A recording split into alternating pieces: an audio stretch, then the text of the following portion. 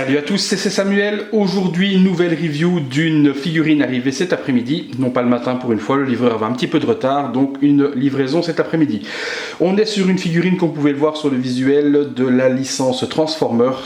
Il s'agit d'Optimus Prime de la marque Tri-A.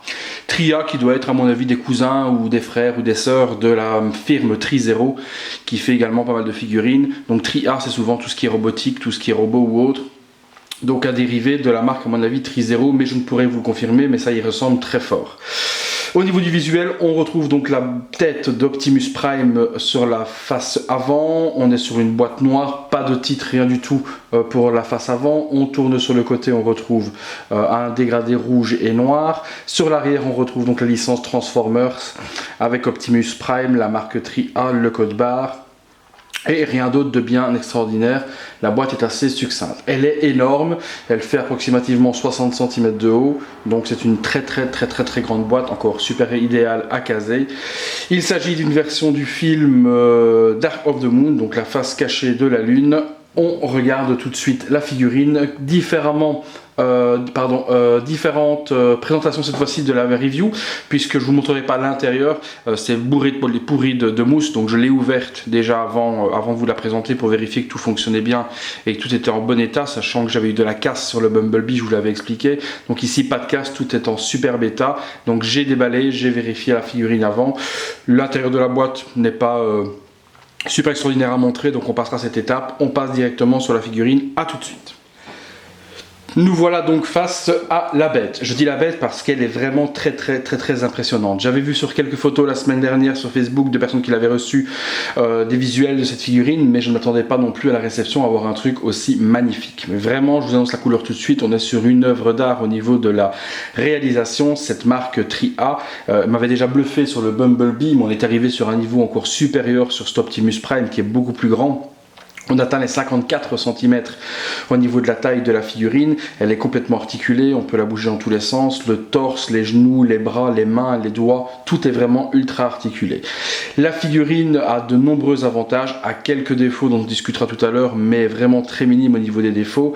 On a vraiment quelque chose qui est superbement réalisé. Cette figurine vient de chez Bamboland, donc c'est le site internet où les figurines Tri-A, surtout version exclue, sont vendues.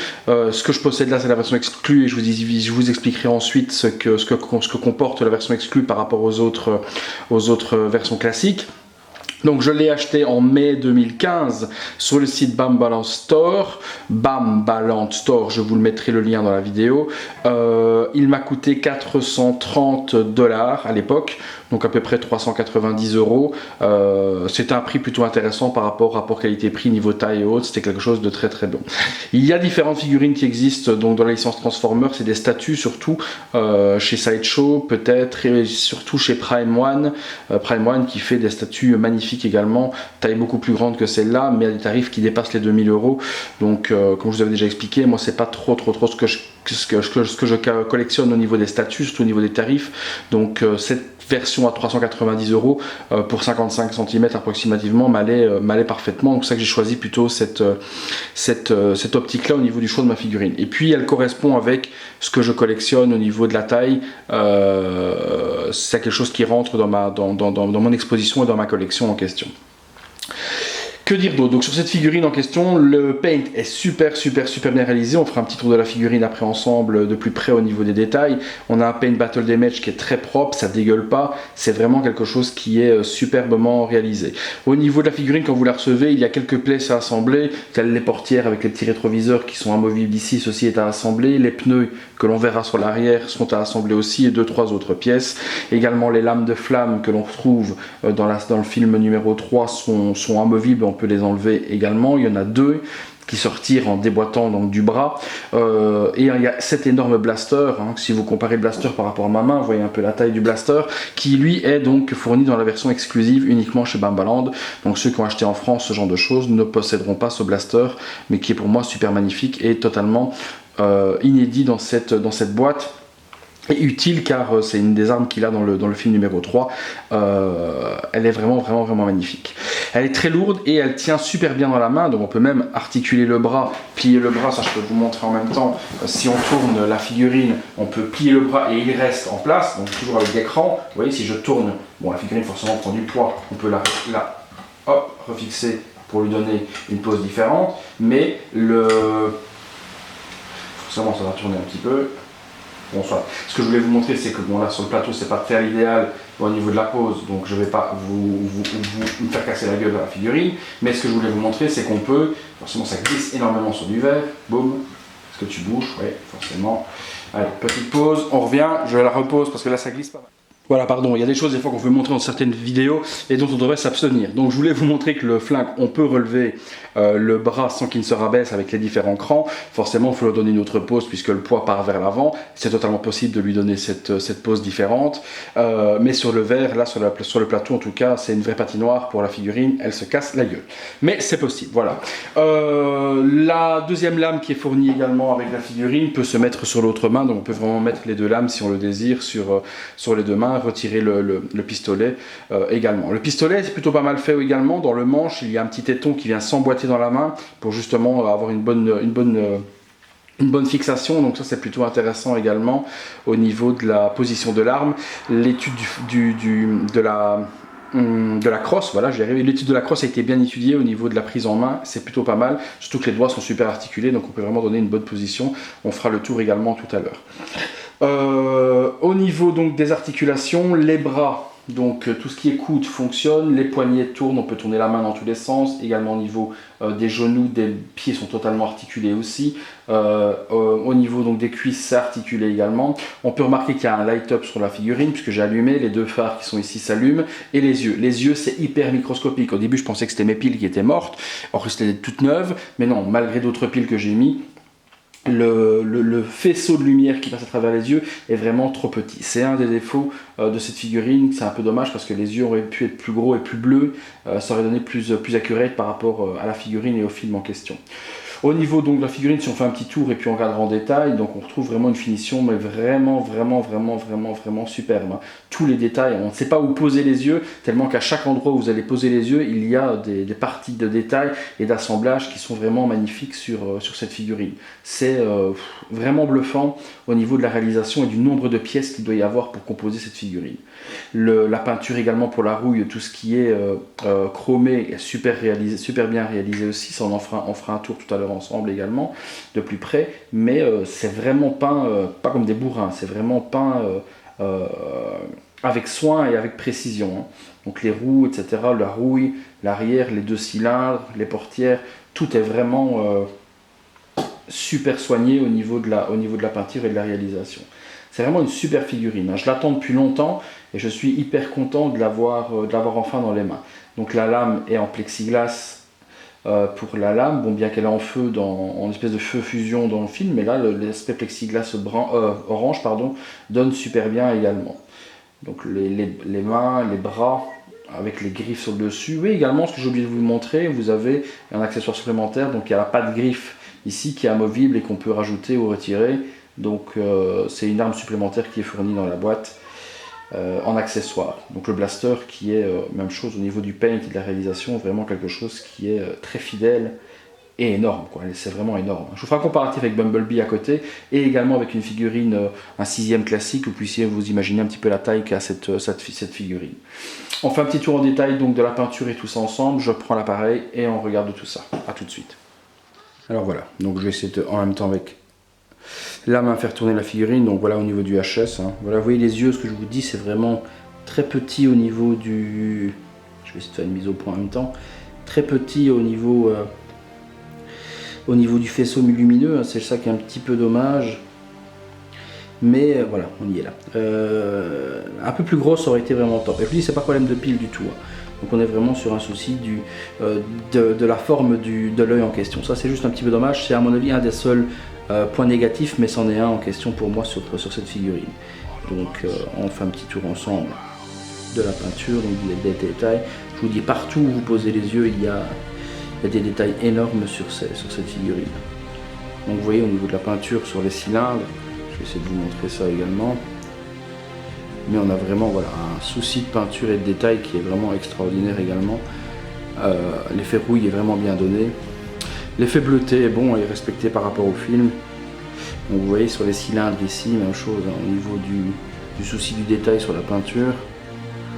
On a vraiment quelque chose qui est très propre. C'est à cet endroit-là que se trouvent les piles. Hein. Donc si ceux qui veulent savoir où on met les piles, donc pour les phares avant, c'est dans ce cylindre-ci. Donc le petit capuchon s'enlève, on met 2 piles. Et puis le bouton est juste là. Donc vous voyez, Hot Toys devrait en prendre de la graine. Hein. On a un bouton qui est là, c'est comme appui on-off. Qui active et qui désactive les LED sur les phares avant. Et pour la tête, le bouton on-off est juste ici. Donc ce petit bouton là, on appuie, on retire, c'est ce qui nous donne le bouton on-off des yeux. Donc dissimulé dans les parties de l'armure, mais tout à fait fonctionnel sans devoir retirer de cache ou quoi que ce soit. Donc là-dessus, franchement, chapeau les gars, parce que y en a d'autres qui devraient prendre des exemples sur vous au niveau de la réalisation. Je vous montre le paint encore, donc les griffes. Donc si on prend le gun, dont je vous expliquais, on demande un petit peu la réalisation de ce gun, qui est juste énorme.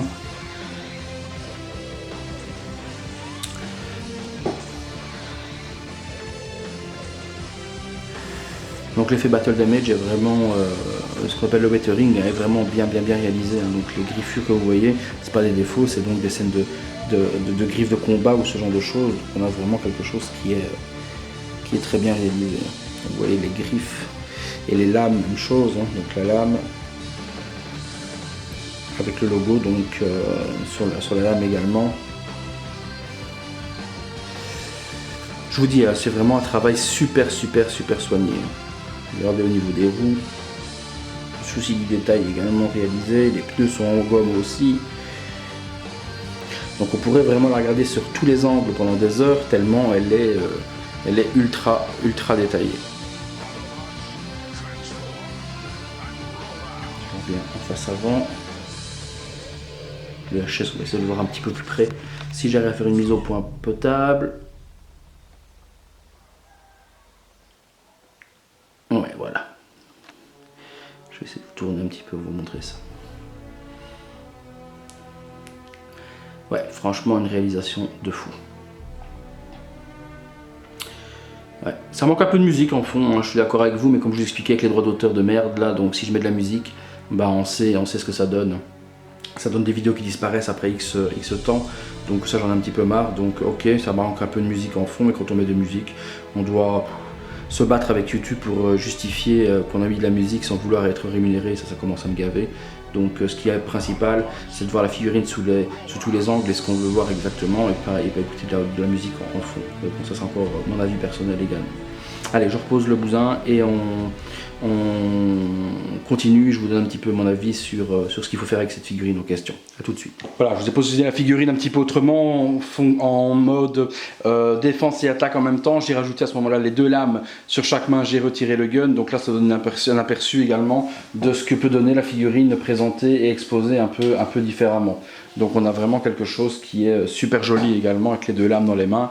Un peu de 3/4 profil comme ça, c'est vraiment quelque chose qui est superbement réalisé de la part donc de Tria. Cette figurine là aujourd'hui coûte très cher, hein, donc si eux qui n'ont pas précommandé chez Bambaland à 430 $, aujourd'hui elle tourne dans les 450 €. On peut encore la trouver chez Figurine Collector, j'ai vu qu'elle était encore en préco. Peut-être encore disponible dans les 450 €. Bon, on atteint presque les 490 $ du coup, et je l'ai vu sur eBay à plus de 520 €. Donc là, on dépasse vraiment l'entendement comme d'habitude. Une fois que c'est sorti, ça explose au niveau des prix. Donc à 430 $, donc 390 € quand elle était en dispo en version exclue avec le blaster, ça valait vraiment la peine par rapport au prix que coûte la figurine aujourd'hui en question, quoi. Je vous fais un petit comparatif avec Bumblebee à côté, que vous puissiez voir la taille, et avec une autre figurine, un 6e, ainsi on peut comparer tout ça. À tout de suite. Voilà, un comparatif avec les deux, l'un à côté de l'autre. Si on compare avec une figurine un 6e, je vais prendre Jon Snow que j'ai ici sous les mains juste pour vous montrer. Donc voilà Jon Snow.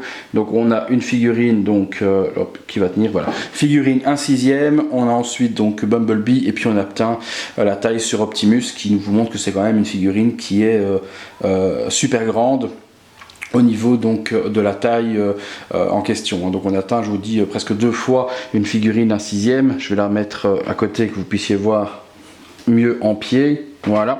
Comme ça vous voyez la figurine à 6e, on arrive sur 2 figurines à 6e pour la taille, donc presque 60 cm pour la taille d'un Optimus Prime. On revient ensemble, je retire tout ça et on revient. Voilà, donc pour conclure cette figurine en question, au niveau donc rapport qualité-prix, on l'a vu sur le prix que je vous ai dit, quand on atteint le prix que je l'ai acheté, donc les 390 €, oui c'est intéressant, il faut sauter dessus si vous pouvez encore le trouver dans ces tarifs-là, mais ça devient douteux. 450 €, ma foi, c'est encore intéressant, plus de 500 €, je vous le déconseille, ça devient vraiment abusé. Point positif également, la peinture est vraiment superbement réalisée. Moi je préfère ces figurines articulées que les statues, bien que la statue Prime One est juste une magnifique statue, mais 2000 €, moi je peux pas les mettre. Je vous ai déjà dit, il y a une diversité des figurines plutôt qu'une grosse pièce. Ça c'est chacun sa façon de voir, mais moi je préfère plusieurs pièces qu'une seule à un prix exorbitant, même si c'est l'ultime pièce. Je préfère cette figurine articulée que je peux poser en différentes positions en retirant les armes, etc., qu'une statue à 2000 €. Mais je ne jette pas la pierre à ceux qui collectionnent du Prime One, car je en collectionnerai certainement à un moment donné dans l'année à venir, une ou l'autre. Je comprends ceux qui ont le budget et l'envie du Prime One. Et je comprends tout à fait les gens comme moi qui préfèrent prendre des tailles plus petites mais pouvoir avoir une diversité de figurines en question. Point négatif sur cette figurine, les yeux. Malheureusement, donc le light-up au niveau des yeux est trop microscopique. Il aurait fallu des yeux beaucoup plus gros et bleus et pas cette micro-pointe blanche. Et je vous répète, c'est un problème de pile, c'est vraiment un problème du faisceau, de l'espace de faisceau qu'ils ont laissé passer au niveau de la lumière. Si on s'arrête à ça au niveau comment dire, de points négatifs, c'est vraiment minime, hein. Donc j'arrive à critiquer juste ça, c'est autant vous dire que la figurine est vraiment parfaite au niveau de la réalisation. Je vous dis, plus je la regarde et plus je vois des détails supplémentaires sur cette figurine, on a vraiment quelque chose qui est superbement réalisé. On ne sait pas où poser l'œil, il y a des détails partout, les enjoliveurs, vraiment tout est superbement détaillé, quoi. Donc sauter dessus pour les fans de Transformers, c'est pour ceux qui ont un budget ric-rac, bien que ce soit un certain budget, hein, 400-500 €, hein, je dis pas que c'est pas 100 €, hein, mais pour ceux qui ont un budget plus minime comme le mien, plutôt pas une Prime One, sautez dessus et foncez. Si vous arrivez à l'avoir à un prix intéressant, vous ne le regretterez pas. C'est une superbe réalisation à posséder dans sa collection pour ceux qui collectionnent cette échelle en question. Voilà tout pour cette figurine, j'espère que ça vous aura donné envie de l'acheter et que ça vous aura informé. Excusez-moi, il y a un camion qui passe. Voilà. Au niveau donc des arrivées, on se retrouvera jeudi ou vendredi. J'ai Rey et BB-8 qui arrivent de la licence Star Wars de chez Hot Toys, puisque à l'heure où je vous parle, les premières photos sont disponibles sur internet avec une sortie à Hong Kong aujourd'hui. Comme j'ai toujours 48 heures après la sortie de Hong Kong, je pense que j'aurai ça jeudi ou vendredi en fonction de l'expédition, si elle se fait aujourd'hui ou demain. Donc fin de semaine, on se retrouve là-dessus, on discutera un petit peu de figurines, mais ça a l'air de sentir bon au vu des photos. Je vous souhaite une bonne journée, puisque la vidéo sera disponible demain matin. Donc une bonne journée à vous, et on se retrouve très bientôt pour une prochaine vidéo.